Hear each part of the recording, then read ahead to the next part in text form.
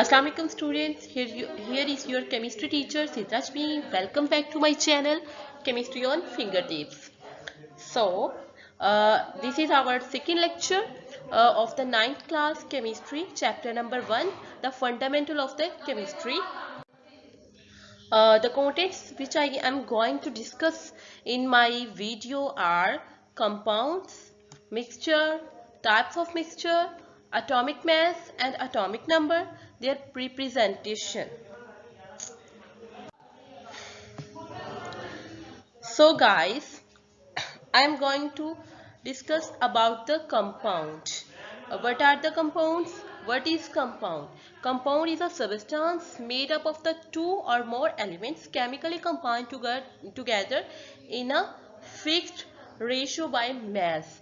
Compound क्या होता है? कंपाउंड एक इस तरह की शय या कोई चीज़ है हमारे पास जिसमें हम दो या दो से ज़्यादा एलिमेंट्स को आपस में कंबाइन करते हैं बट केमिकली रिएक्शन के थ्रू, यानी जब हम उनका रिएक्शन करवाते हैं, रिएक्शन करवाने के बाद जो चीज़ हमें प्रोडक्ट मिलती है वो अपनी उसकी जो प्रॉपर्टी होती है पहले वाले एलिमेंट्स को मिलाने, जो एलिमेंट्स को मिलाया था हमने, उसकी प्रॉपर्टीज और जो प्रोडक्ट हमें बाद में मिलती है उनकी प्रॉपर्टीज बिल्कुल डिफरेंट होती है।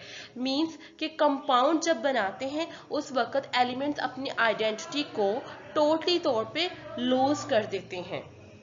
Then second property of our compound is can't be broken down into its constituent elements by simpler physical methods. और जब ये कंपाउंड हमें फॉर्म हो जाता है उसके बाद हम इसको कोई भी फिजिकल मेथड के थ्रू इसको ब्रेकअप नहीं कर सकते। मीन ना तो एवेप्रेशन से, एवेप्रेशन के अलावा डिस्टिलेशन या कोई भी इस तरह का फिजिकल मेथड है जिसे हम लोग अपने कंपाउंड्स को या एलिमेंट्स को सेपरेट आउट कर सकते हैं।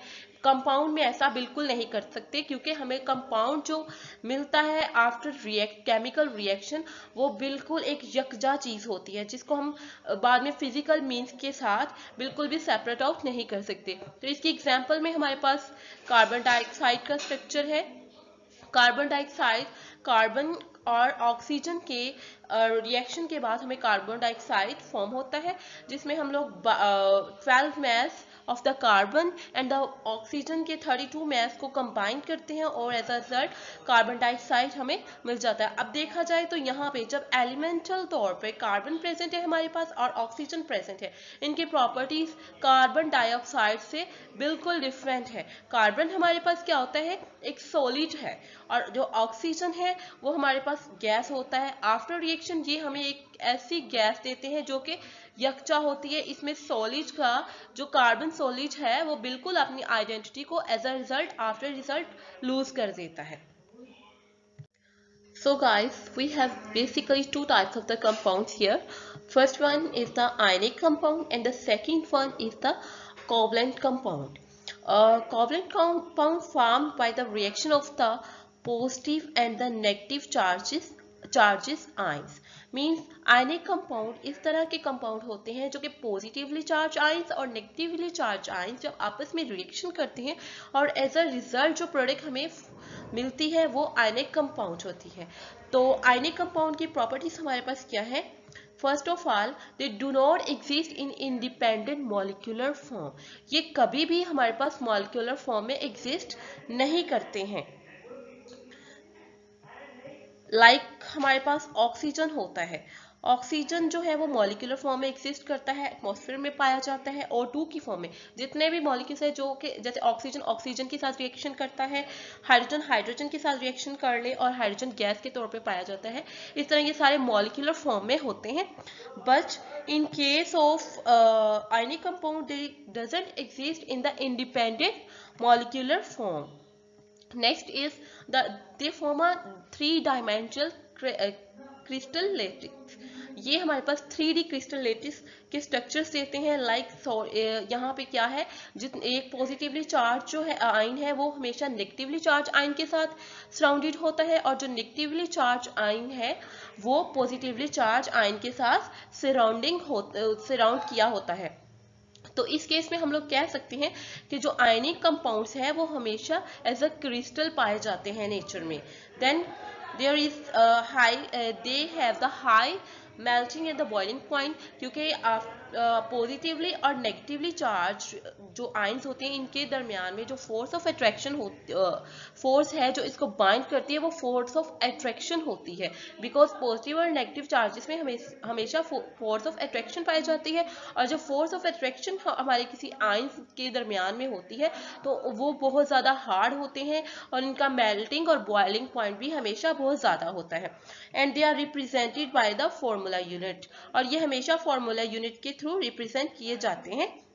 लाइक हमारे पास NaCl जो कि सोडियम क्लोराइड है, जिसको हम टेबल साल्ट भी बोलते हैं, वो एज अ हमारे पास फॉर्मूला यूनिट पाया जाता है। This is the our sodium ion and second one is the chloride ion. Sodium ion के ऊपर हमारे पास पॉजिटिव चार्ज होता है, क्लोरीन के ऊपर नेगेटिव चार्ज होता है। Then covalent compounds. Covalent compounds क्या होते हैं? Covalent compounds are basically formed by the equal mutually sharing of the ions. ये जो कोवलेंट कंपाउंड्स है वो बेसिकली हमें एलिमेंट्स या एटम की शेयरिंग की वजह से फॉर्म होते हैं। और इनकी प्रॉपर्टीज हमारे पास क्या है? Organic compounds most exist in the molecular form. ये हमेशा मोलिकुलर फॉर्म में एग्जिस्ट करते हैं as compare to ionic compound को देखा जाए तो ये कभी भी मोलिकुलर फॉर्म में एग्जिस्ट नहीं करते, बट कोवलेंट कंपाउंड जो है वो हमारे पास मोलिकुलर फॉर्म में एग्जिस्ट करते हैं। They do not form crystal. और सेकेंड वन, इसकी प्रॉपर्टी क्या है कि ये कभी भी लाइक आयनिक कंपाउंड्स क्रिस्टल नहीं फॉर्म करते। Represented by the molecular formula, और हम इसको मोलिकुलर फार्मूले के साथ रिप्रेजेंट करते हैं। अगर हम लोग आयनिक कंपाउंड को देखें तो उनको हम लोग फार्मूला यूनिट के साथ रिप्रेजेंट करते हैं, और अगर हम लोग कोवलेंट कंपाउंड को देखते हैं तो इनको उनके मॉलिक्यूलर फार्मूले के साथ के साथ रिप्रेजेंट करते हैं। मॉलिक्यूलर फार्मूला मीन यानी जो हम उसका स्ट्रक्चर बनाएं उसको रिप्रेजेंट करें तो बिल्कुल उसका मॉलिक्यूल हमारे पास वाजिया तौर पे हो। Not much high melting and boiling point, क्योंकि इनके अंदर इलेक्ट्रोस्टैटिक फोर्स ऑफ अट्रैक्शन नहीं होती, तो इनका मेल्टिंग पॉइंट और बॉइलिंग पॉइंट भी बहुत ज़्यादा हार्ड नहीं होता। लाइक यहाँ पे हमारे पास हाइड्रोजन एंड ऑक्सीजन कंबाइन किए हैं, और एज अ रिजल्ट हमें वाटर का मॉलिक्यूल मिला है। और इसी तरह A2SO4 भी है, वो इसी की एग्जाम्पल है। Then comes towards the mixture. What's about the mixture? Mixture क्या होता है? Mixture when two or more elements or compound mix up physically without any fixed ratio, they form mixture. जब हम लोग दो या दो से ज़्यादा एलिमेंट्स या फिर कंपाउंड्स को आपस में फिजिकली कांटेक्ट में लाते हैं और उनको फिजिकली मिक्स करते हैं, यानी कि वो यकजा नहीं होंगे आफ्टर रिएक्शन, बल्कि रिएक्शन तो होगा ही नहीं, जस्ट उनको हम फिजिकली मिक्स अप करेंगे और हमें जो इस तरह प्रोडक्ट मिलेगी उसको हम मिक्सचर कहते हैं। और मिक्सचर जो होते हैं ये कंपाउंड से किस तरह से डिफरेंट हो सकते हैं? ये कभी भी मिक्सचर जो है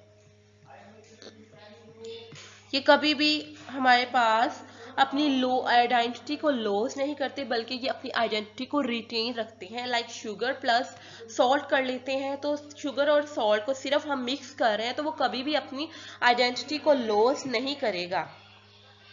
आइडेंटिटी को क्यों लॉस नहीं करेगा? क्योंकि हमने जस्ट उसको फिजिकली कांटेक्ट में लाए हैं, उनको केमिकली रिएक्ट नहीं करवाया। Then can be separated into the parent components by physical methods, और क्योंकि हमने इसको जस्ट फिजिकली मिक्सअप किया है तो हम इसको फिजिकल मेथड के through after mixing separate out भी कर सकते हैं। Then classification of the mixture. Here are the two types of the mixture. First one is the homogeneous mixture and the second one is the heterogeneous mixture. Homogeneous mixture क्या है? Homogeneous mixture इस तरह के mixtures होते हैं हमारे पास जिनको जब हम मिक्स कर देते हैं तो इनकी कंपोजिशन यूनिफॉर्म होती है, यानी कि कंपाउंड ये वाला मिक्सचर जो है हर जगह पे बिल्कुल यूनिफॉर्म कंपोजिशन देता है, हर तरफ इसकी जो कंपोजिशन है वो बिल्कुल सिमिलर होती है। फॉर एग्जांपल हमारे पास एयर है, एयर में हमारे पास अब नाइट्रोजन होता है, ऑक्सीजन होता है, वाटर मॉलिक्यूल्स होते हैं, इस तरह करके बहुत सी गैसेस प्रेजेंट होती रहती हैं, लेकिन ऐसा कभी भी हम लोग एयर में नहीं देखते हैं कि ऑक्सीजन कहीं अलग पड़ा हो और नाइट्रोजन कहीं अलग हो, यानी कि हर चीज़ों का यकजा मिक्सचर होता है, बिल्कुल इनकी जो कंपोजिशन है वो बिल्कुल यूनिफॉर्म होती है। देन हेट्रोजेनस मिक्सचर क्या है? हेट्रोजेनस मिक्सचर इस तरह का मिक्सचर है जिसमें जो उसकी कंपोजिशन है हमारे मिक्सचर की, वो यूनिफॉर्म नहीं होती। फॉर एग्जाम्पल हमारे पास सॉइल है, अब सॉइल में हो सकता है कहीं सॉल्ट्स की मकदार ज़्यादा हो, कहीं हो सकता है सॉल्ट्स की मकदार कम हो, कहीं वाटर की मकदार ज़्यादा हो सकती है, कहीं कम हो सकती है, लेकिन थ्रू आउट मिक्सचर में हम ये कह सकते हैं कि उसकी जो कंपोजिशन है वो भी सिमिलर नहीं होगी। So students, now I will discuss about the atomic number and the atomic mass. First of all, I will discuss about the atomic number. What is atomic number? Basically, atomic number is the number of the total number of the protons present in the nucleus of atoms, यानी कि atom के nucleus में total number of the protons कितने present है, उसको हम उसका atomic number कह देते हैं, एटम का या एलिमेंट का। और जो एटॉमिक नंबर है वो हम हमेशा रिप्रेजेंट करते हैं कैपिटल जी के साथ, और इसकी एग्जांपल आ जाती है हमारे पास हाइड्रोजन की। देखें हमारे पास हाइड्रोजन के न्यूक्लियस में अगर हम लोग देखें तो उसमें जस्ट 1 प्रोटॉन होता है। सो इस वजह से हम लोग कह सकते हैं कि हाइड्रोजन का जो एटॉमिक नंबर है वो 1 होता है। इसी तरह अगर हम लोग कार्बन के न्यूक्लियस में उसके प्रोटॉन्स देखें तो वो टोटली हमारे पास 6 प्रोटॉन्स होते हैं। सो हम लोग कह सकते हैं कि कार्बन का जो एटॉमिक नंबर है वो 6 है। Then come towards the atomic mass. Atomic mass क्या है? The total number of the protons and the neutrons present in the nucleus of an atom, यानी कि एटम के न्यूक्लियस में total number of the protons और neutrons कितने हैं, हम उन दोनों को सम अप करते हैं और एज अ रिजल्ट जो हमारे पास टर्म आती है उसको हम एटॉमिक मैस कहते हैं। और एटॉमिक मैस को हम कैपिटल ए के साथ रिप्रेजेंट करते हैं। फॉर एग्जांपल अगर हम लोग कार्बन का न्यूक्लियस देखते हैं तो इसमें 6 प्रोटॉन्स होते हैं और 6 ही न्यूट्रॉन्स होते हैं। और क्योंकि हमने बोला है कि एटॉमिक मास में हम लोग हमेशा प्रोटॉन का और न्यूट्रॉन का सम लेते हैं, तो हम इनका सम लेंगे तो टोटल नंबर जो टोटल हमारे पास आ जाएगा इसका एटॉमिक मैस वो 12 होगा। Then representation of the atomic mass and the atomic number, हम लोग कलेक्टिवली किस तरह से एटॉमिक नंबर और एटॉमिक मैस को रिप्रेजेंट कर सकते हैं वो इस स्ट्रक्चर्स के थ्रू हम लोग देख सकते हैं। ये कार्बन है, कार्बन के हमारे पास 6 प्रोटॉन्स होते हैं, 6 प्रोटॉन्स हैं और इसमें 6 ही हमारे पास न्यूट्रॉन्स होते हैं, इसलिए इसका जो एटॉमिक मैस है वो 12 बनता है, क्योंकि हमने इसके प्रोटॉन्स और न्यूट्रॉन्स को आपस में क्या किया है, सम किया है।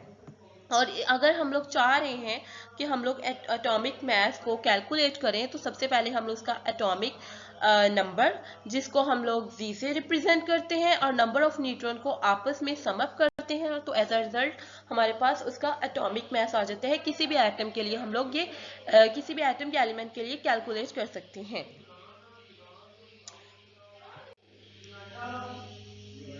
So guys, thank you so much for watching my video. I hope you will like it very best. Or I want to give you a message: stay at home and stay safe.